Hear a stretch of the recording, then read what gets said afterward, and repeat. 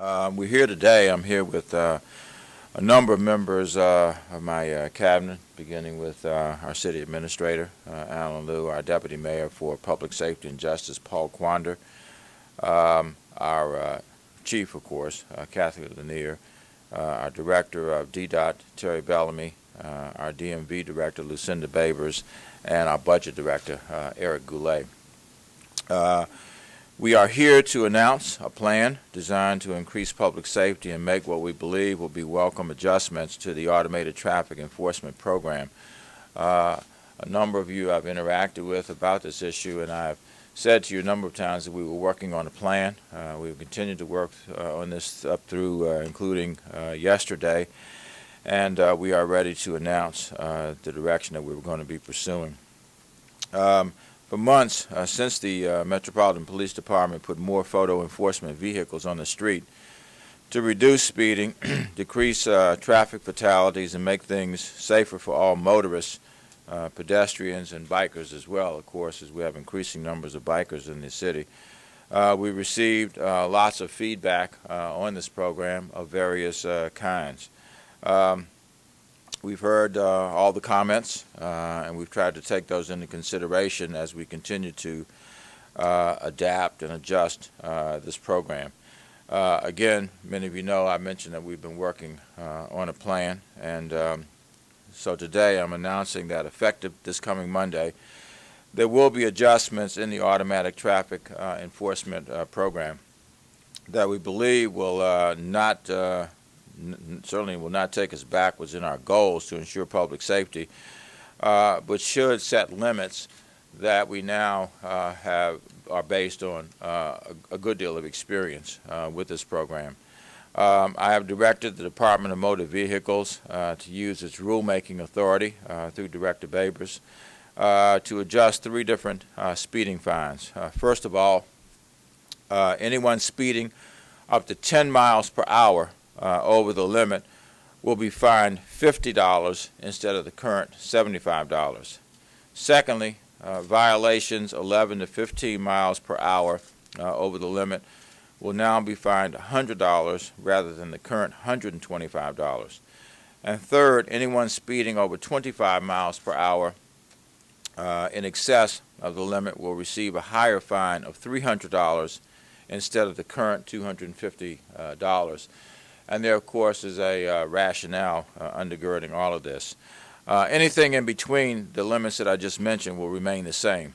In consultation with MPD, DDOT, and DMV, I make these changes not only with fairness in mind, but also considering the threshold for pedestrian and biker safety, what speeds will result in a higher chance of injury or fatality, and what speeds should result in a lower infraction but still represent a deterrent.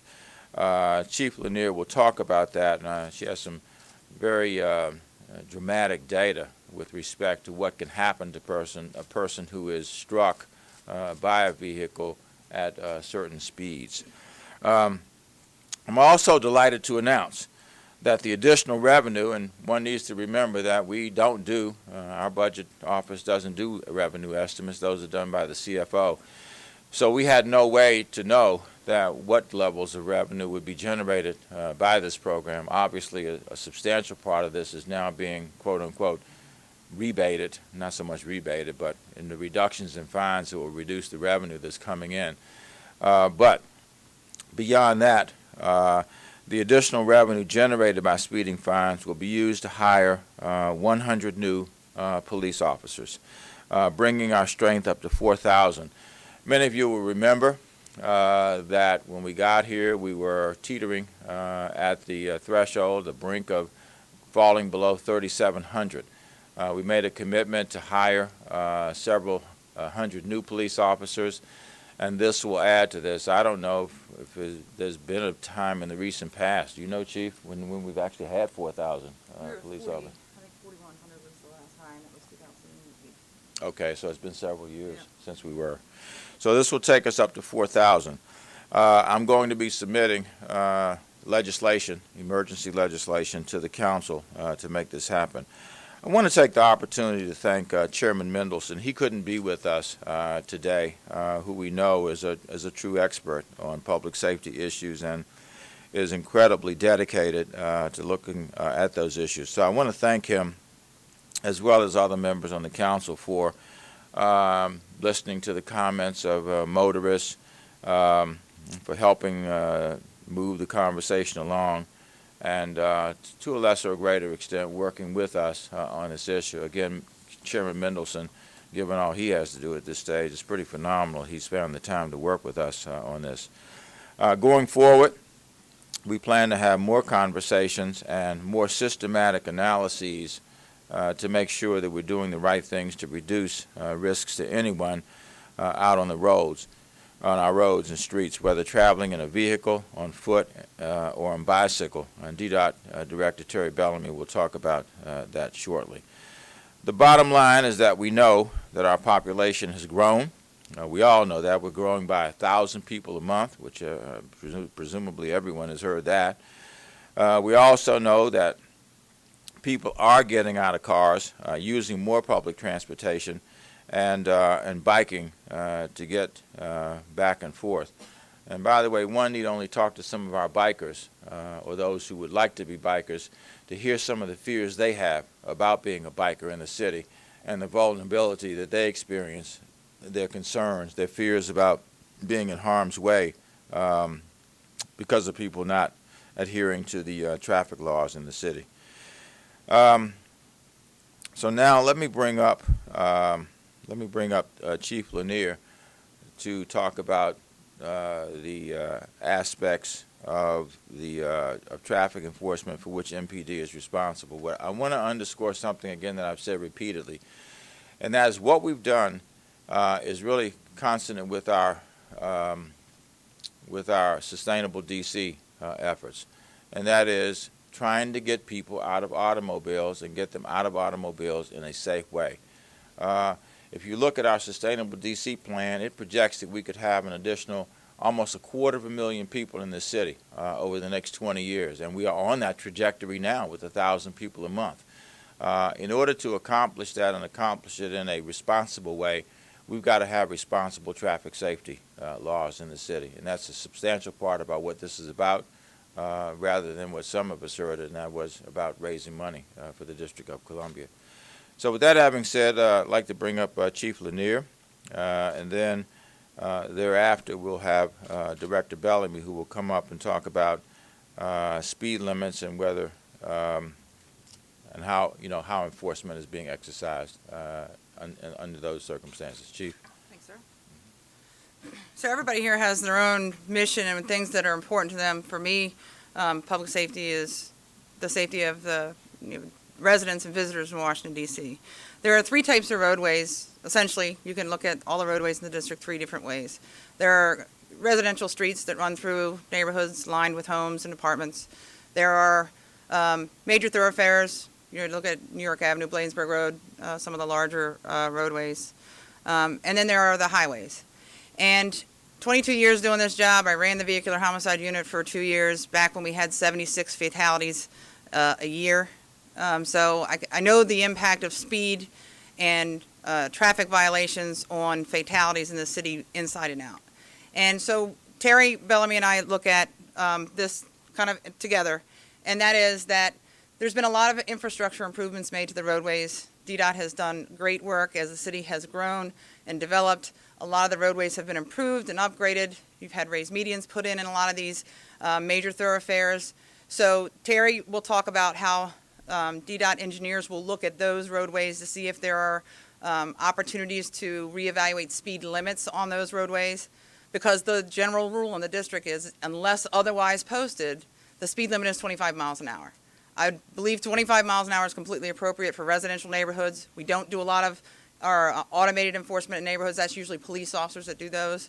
So the automated enforcement is primarily those major thoroughfares and the highways and freeways, which also have had a lot of very good infrastructure improvements. So the big thing to think about is, as Terry and his folks look at the speed limits across the city with all the infrastructure improvements, are on major thoroughfares.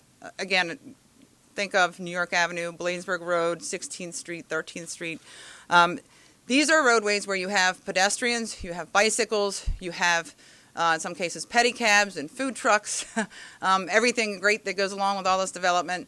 And the speed limits along those roadways have to be taken into consideration with the most important statistic, and that is what is the threshold where a person will lose their life if they're struck by a car.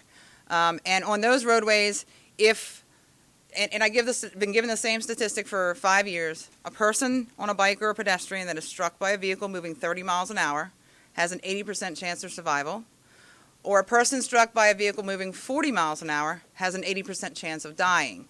So when we look at the set speed limits and then the threshold for fines, automated speed enforcement tickets start after 11 miles an hour.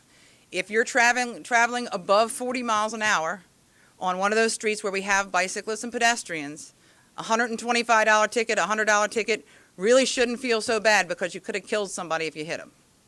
On our other roadways, I have seen in all the years I've been here, every multiple victim fatality in a traffic crash, the vehicle was moving 60 miles an hour or greater.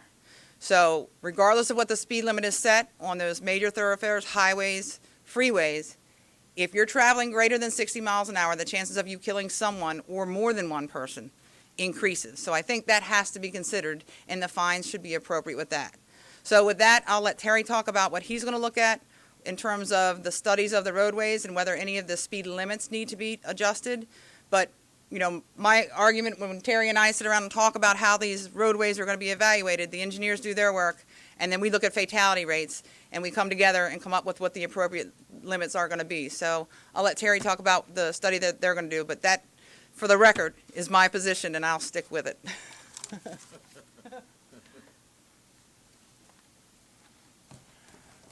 Good morning.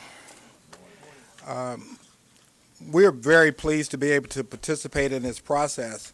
One of the good things about DDOT, we have developed a relationship with Howard University to create a data center. We have been collecting this data as far as I can remember, but most recently we've gone into a relationship with Howard University to keep in mind this data for us. So what we'll be doing over the next several months is going back and looking at the projects that we've improved over the last 10 years, where we've added medians, or we made improvement to curb and gutter, or we connected to a new highway or bridge. What we would then do is look at the analysis. If you go back and look at how engineers across the country look at setting speeds, they normally look at the 85th percentile to determine the speed. In some areas, they even go back and look at the 50th percentile. By having the data center with Howard University, it will allow our engineers to be able to look at that information. The other thing that has changed in the last 10 years is that we have more bike facilities on our roadways. We have introduced nubs, we've introduced protected bike lanes, we introduced shared bike facilities. So when we do the analysis, it means that we now have to bring all modes into play. We also have bus corridors that we've been introducing. We will look at the transit loads, where we have generation of traffic. We'll look at facilities such as school.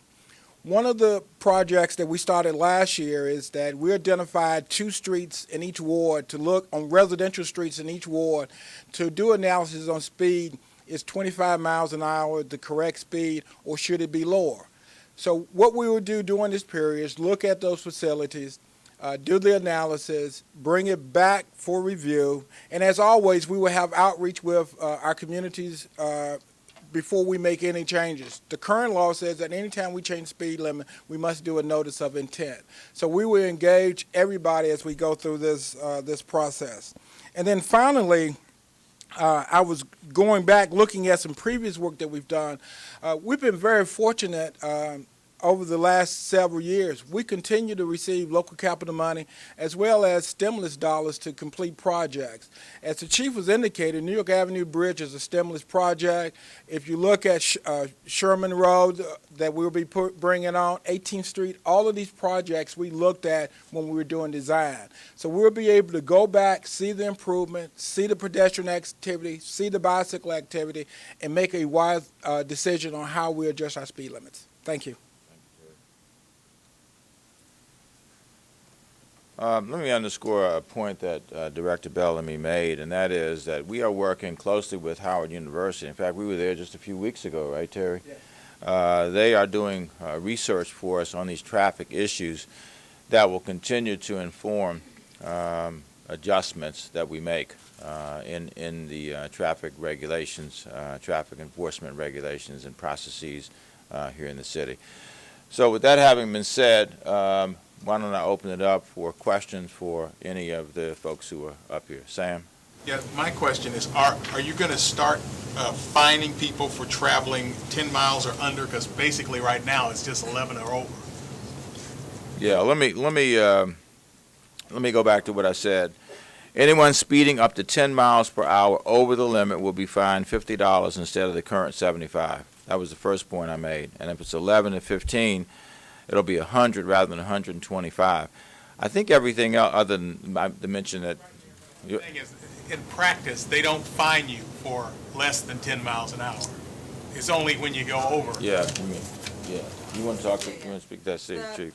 Your question is about the automated traffic enforcement. Right now, the automated traffic enforcement has a threshold that's set at 11. So you're correct. So it will not impact the automated enforcement fines. The option for officers to write tickets for speeding at a lower threshold is still there, and officers do occasionally write tickets for that. So anything over the speed limit is a violation. But it does not impact the automated speed enforcement under 11 miles over. So basically, the only change, really, for practical purposes of these speed Well, there's cameras. two ones for the speed cameras, 11 to 15, which is currently 125 to 100.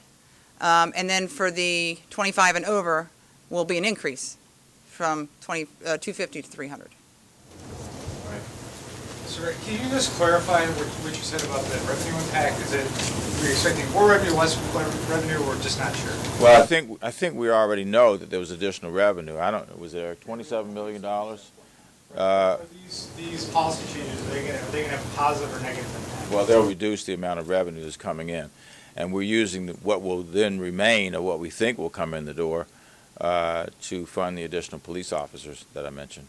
Has there been, who's done that analysis? I mean, it just seems like the analysis. My name is Eric GOULET, Budget Director for the Mayor. The $27 million the Mayor referenced was the amount of additional revenue that we saw in fiscal year 2012. Above the projected amount, exactly. After getting a month of data from this fiscal year, it was determined that that revenue would recur into this year. After the fine reduction and the speed increases in certain roads that the Mayor discussed are put in place, we're expecting only $3.5 million above the projection for fiscal year 13. So that $3.5 million, more than was projected for fiscal year 13, the Mayor said he's going to put into 100 new additional police officers for the streets. Mr. GOULET? Yes. Quick question. And did you do an analysis? You know, council members Che and Wells have a bill that basically cut the speed fines to $50. Have you done any analysis to how much that would cost?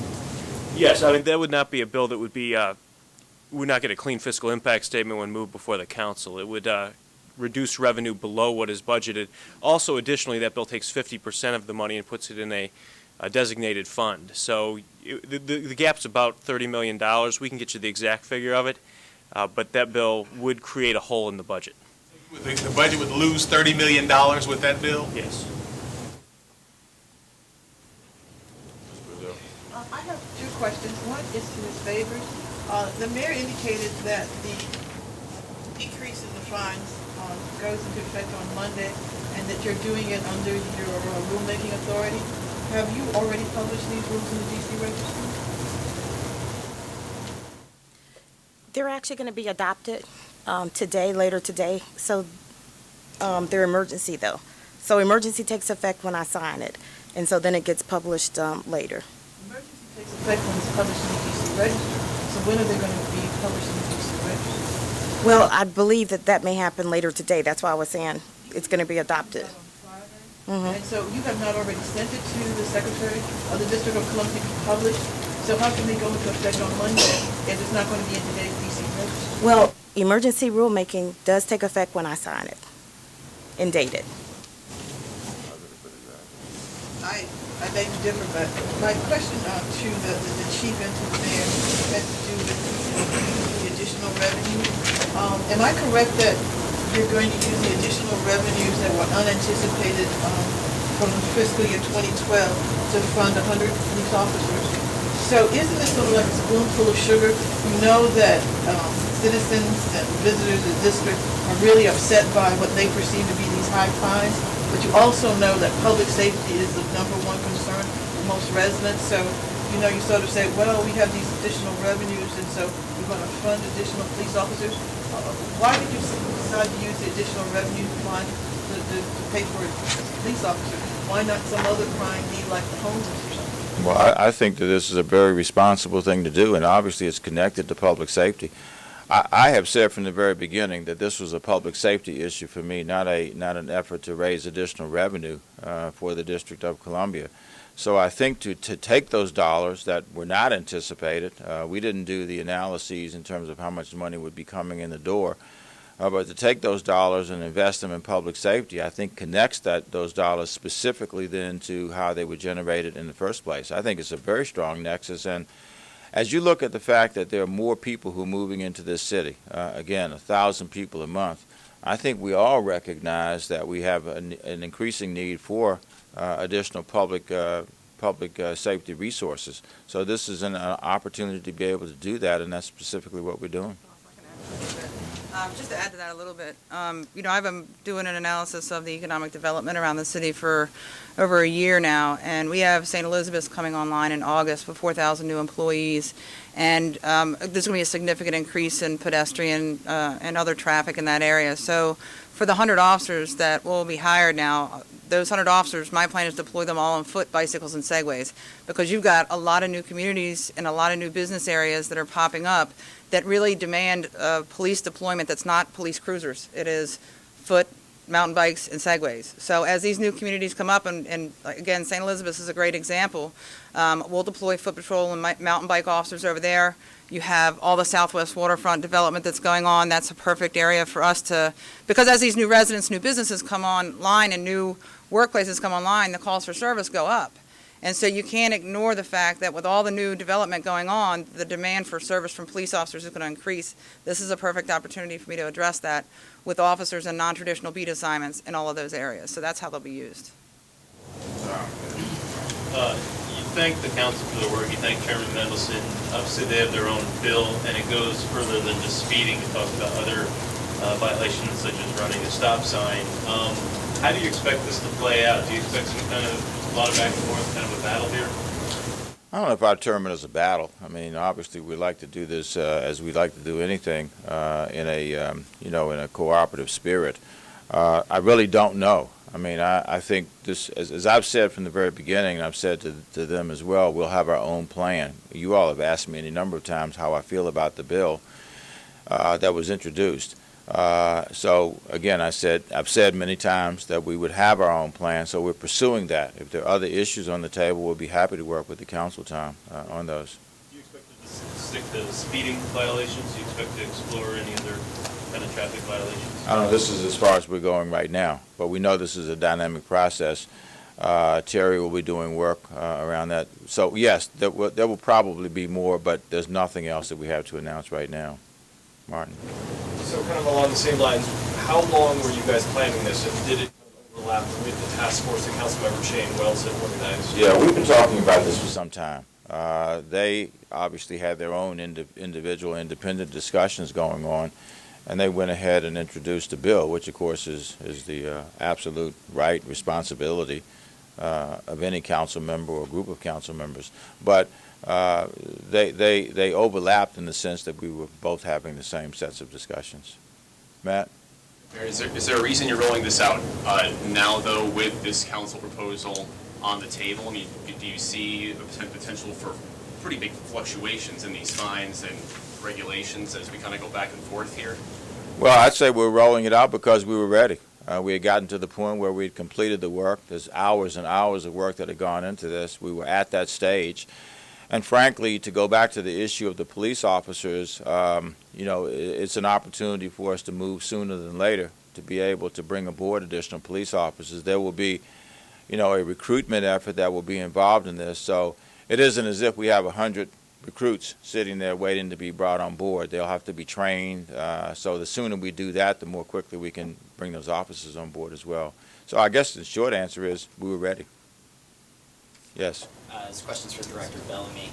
It says you're going to be studying the traffic, the speed limits all around the city, and then making adjustments. Does that mean that in some places the speed limit could actually be raised?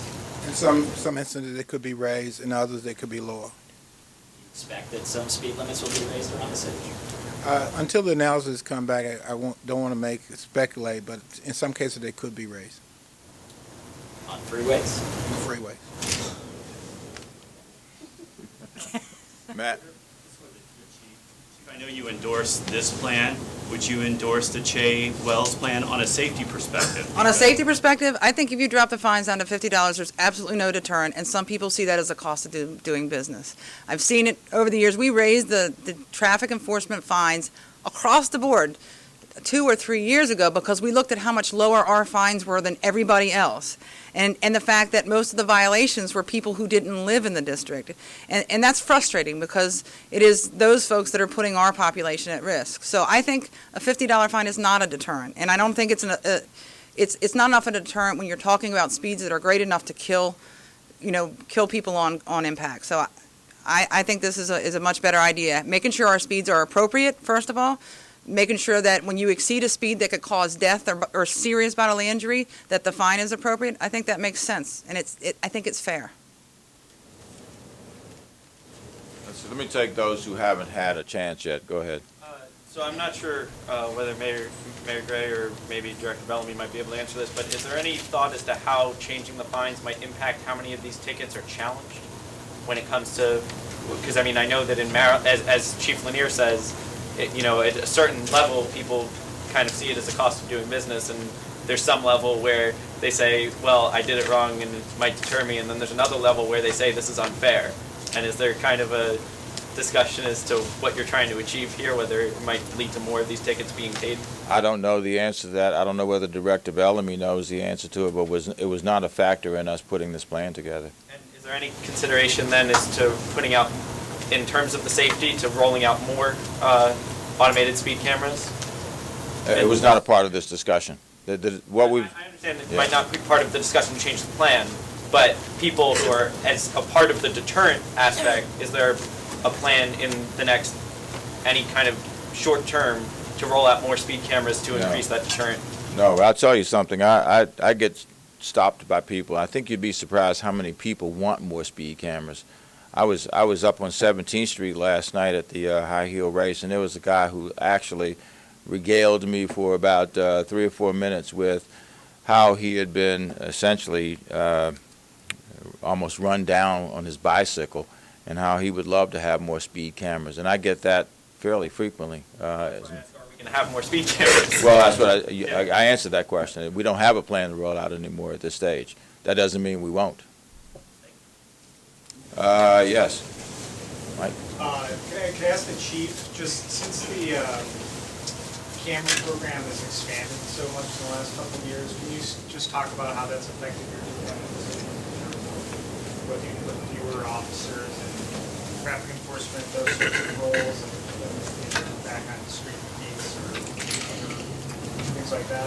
Obviously, it helps us in terms of efficiency. The technology has improved over the years, and the big thing, and it also gets to the previous question, is that the technology for automated enforcement started really with red light, which is really the most deadly of all of the violations. So instead of having an officer sit and watch the red light intersection and write tickets, so yes, it has had a positive impact in that I can have officers doing other things instead of sitting stationary, simply monitoring traffic.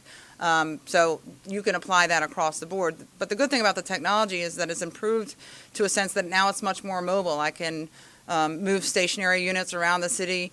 Typically, when we deploy enforcement, speed enforcement into an area with the automated enforcement, the number of violations, we give a 30-day warning period. And at the end of that 30-day warning period, the number of tickets issued drops dramatically. People get the message almost instantly. Once you get that warning ticket, that first warning ticket or that first ticket, we see very, very few. There's a very low number of people that get multiple tickets from automated enforcement. We actually looked at the number of people that got more than one ticket. to a registered vehicle in the city, and it's like 2%, literally 2%, because people, once they get that ticket, they tend to not speed again, and especially in the same area. So we do see the number of tickets drop way, way off after that initial period. Just in terms of the deployment, so is it more a matter of the time that a cop is, his time, sitting in a cruiser monitoring intersections versus walking the streets, or are there people who are in specialized units that maybe you lessen the number of people in specialized units to the traffic? Right. We have done a couple of things. We've significantly reduced the specialized traffic enforcement unit. We just don't have the luxury of having officers that's our only job. We have a small cadre of officers that do that, and they do a variety of different things. And yes, it does free officers up from a stationary post to do enforcement like the red light scenario that I gave you. But there's another side of this too, in that a lot of the places where we deploy the mobile camera boxes, they're not safe for officers to do traffic enforcement. So people get very angry if there's a narrow roadway or something where people speed all the time, and I can't deploy radar there because an officer would be killed if he sat there and tried to run radar. So this actually is much safer for police officers. We've had several officers killed in traffic over the years. So it's safer for us. It allows us more flexibility with our staffing, and it eliminates the need for a large special traffic unit. You get the last question, Mark. I think it was last year, historically, there's always been issues that, well, number one, Virginia and Maryland drivers get the majority of these tickets, but then also that sometimes the district has trouble getting them to pay up these tickets.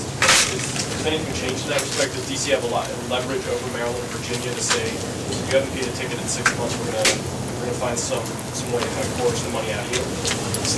Well, of course, if we had budget autonomy or legislative autonomy or better control over our city, we would obviously have more leverage than we do. But let me ask Director Baber. She would probably know more of the details of that. We don't have any additional leverage than we currently do right now. And right now, the leverage that we have for our out-of-state individuals are, if they get a moving violation in D.C., a moving violation that they don't pay will result in the suspension of their license in their home jurisdiction. And so if that happens and they then come to us to clear up the issue and get reinstated, then we also go ahead and have them pay any other outstanding tickets. So we get the money that way. And then, of course, we also use a collection agency. And right now that collection agency is actually, it was transferred to Treasury, but they are still following up, and we're talking about the normal collection activities such as phone calls, letters, and then ultimately reporting to credit bureaus. As Director Babers indicated, that function has now been transferred over to the CFO's office, which will, I think, intensify activity in that area, Martin. Thank you all very much.